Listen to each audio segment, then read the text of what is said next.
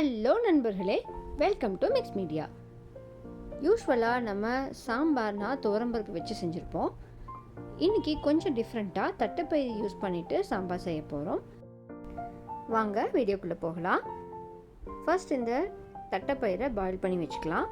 நான் இன்றைக்கி ஒரு 3/4 கிளாஸ் தட்டைப்பயிறு எடுத்துகிட்டு குக்கரில் போட்டுட்டு நல்லா வாஷ் பண்ணி எடுத்துக்கலாம். அடுத்ததாக தேவையான அளவு வாட்டர் ஆட் பண்ணிவிட்டு குக்கரில் ஒரு 5 விசில்ஸ் வரைக்கும் வச்சு எடுத்துருவோம். இந்த தட்டைப்பயிறு ஒரு 5 to 6 விசில்ஸ் வச்சோன்னா நல்லா பாயில் ஆகிடும். மீன் டைம் நம்ம சவுச்சவை பீல் பண்ணிவிட்டு கட் பண்ணி எடுத்துக்கலாம். இந்த தட்டைப்பயிறு சாம்பாருக்கு இந்த சவுச்சவை போட்டு சாம்பார் வச்சோன்னா ரொம்ப ரொம்ப டேஸ்ட்டாக இருக்கும். இப்போது நம்ம இந்த சவுச்சவை கட் பண்ணும்போது நடுவில் கொஞ்சம் சீட்ஸ் இருக்கும். அந்த சீடை மட்டும் நம்ம விட்டுட்டு மற்ற பாட் எல்லாத்தையுமே நம்ம கட் பண்ணி எடுத்துக்கலாம். சின்ன சின்னதாக கட் பண்ணாமல் கொஞ்சம் பெரிய பெரிய பீசஸாக இருந்ததுன்னா நமக்கு சாம்பாரில் எடுத்து சாப்பிட்றதுக்கு நல்லாயிருக்கும். அதனால் கொஞ்சம் பெரிய பெரிய பீசஸாகவே போட்டுக்குவோம். அடுத்ததாக நம்ம ஸ்டவ்வில் பானை வச்சுக்கலாம். மண் பானைக்குள்ளே இந்த கட் பண்ணி ரெடியாக வச்சுருக்கிற சவுச்சவ், கொஞ்சமாக சின்ன வெங்காயம் அண்ட் தக்காளி இது எல்லாத்தையுமே ஆட் பண்ணிக்கலாம். இது எல்லாமே நம்ம வணக்கெல்லாம் தேவையில்லை, ஜஸ்ட் நம்ம இப்போ பாயில் பண்ண போகிறோம். அளவாக நம்ம தண்ணி விட்டுக்கலாம், நிறையா தண்ணி விட தேவையில்லை. ஒரு 2 கிளாஸ் வரைக்கும் தண்ணி விட்டுக்கலாம். அடுத்ததாக நமக்கு தேவையான அளவு காரத்துக்கு மிளகாய்த்தூள் ஆட் பண்ணிக்கலாம். நான் இன்றைக்கி 2 ஸ்பூன் கிட்ட ஆட் பண்ணியிருக்கேன். அடுத்ததாக மஞ்சள் தூள் ஆட் பண்ணிவிட்டு நம்மளுடைய தேவைக்கு ஏற்ற அளவு டேஸ்ட்டுக்கு உப்பு ஆட் பண்ணிக்கிறோம். ஆட் பண்ணிவிட்டு நல்லா மிக்ஸ் பண்ணி கொடுத்துடலாம். கொஞ்சம் நேரம் இந்த காய் பாயில் ஆகிற வரைக்கும் நம்ம லிட் போட்டு க்ளோஸ் பண்ணி வச்சிடலாம்.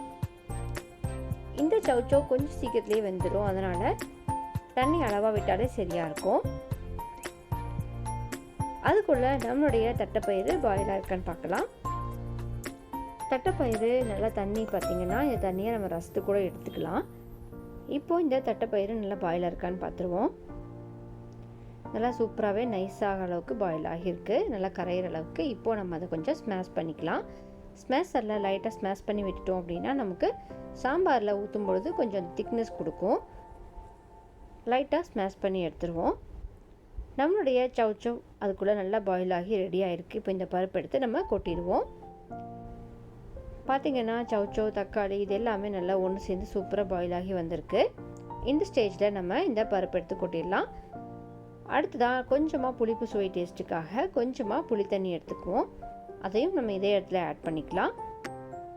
இது எல்லாமே நமக்கு கொஞ்சம் நேரம் கொதிக்கணும். கொஞ்சம் நேரம் கொதிச்சு வந்துச்சு அப்படின்னா நம்மளுடைய இந்த தட்டைப்பயிறு சவுச்சவ் சாம்பார் சூப்பராக ரெடி ஆகிடும். இந்த சாம்பாருக்கு தாளிப்பு வடகம் இருந்ததுன்னா தாளித்து அதை போட்டுருங்க, நல்லா ஃப்ளேவர்ஃபுல்லாக சூப்பராக இருக்கும். ஃபைனலாக நம்ம இப்போது தாளித்து கொட்டிட்டோம் அப்படின்னா நம்மளுடைய இந்த தட்டைப்பயிறு சவுச்சவ் சாம்பார் சூப்பராக ரெடி ஆயிடுச்சு. கண்டிப்பாக எல்லாருமே ட்ரை பண்ணி பாருங்கள். இந்த சாம்பார் சாதம் அண்ட் தோசைக்கு எல்லாமே சூப்பரான காம்பினேஷனாக இருக்கும். யூஸ்ஃபுல்லாக இருக்கிற சாம்பார் மாதிரி தான் இந்த தட்டைப்பயிறு நல்ல டேஸ்ட் அண்ட் ஃப்ளேவர் கொடுக்கும்.